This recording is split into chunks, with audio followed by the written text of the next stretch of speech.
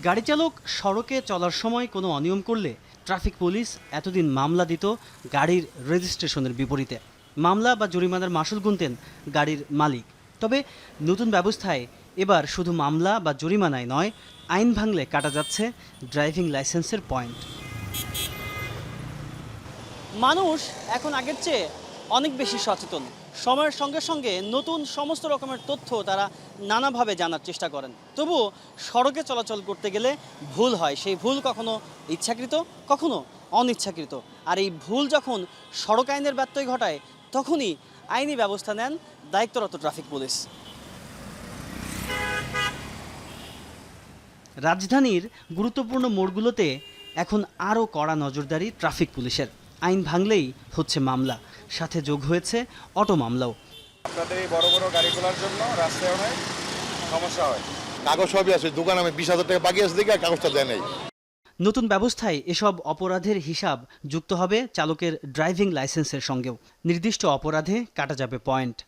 Driving licence যারা চালকদের, এটার সঙ্গে আমাদের কানেক্টিভিটি ছিল না। অতি সম্প্রতি আমরা বিআরটি এর কাছ থেকে সেই কানেক্টিভিটিটা পেয়েছি। পয়েন্ট কর্তনের বিষয়টা আমরা বিআরটিএকে জানিয়ে দিচ্ছি এবং একটা নির্দিষ্ট পয়েন্টের পরে তার ড্রাইভিং লাইসেন্স কিন্তু সাসপেন্ড হয়ে যাবে।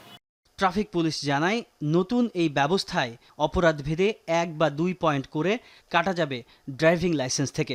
কারো পূর্ণ 12 পয়েন্ট কাটা গেলে স্বয়ংক্রিয়ভাবে স্থগিত হবে লাইসেন্স। ডিএমপির ট্রাফিক বিভাগ বলছে, গেল 2 মাসে 1000-এরও বেশি চালক খুইয়েছেন পয়েন্ট।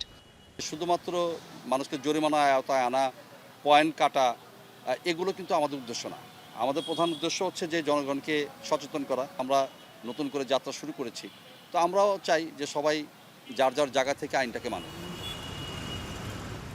পয়েন্ট হারানোর পর আপিলেরও সুযোগ আছে।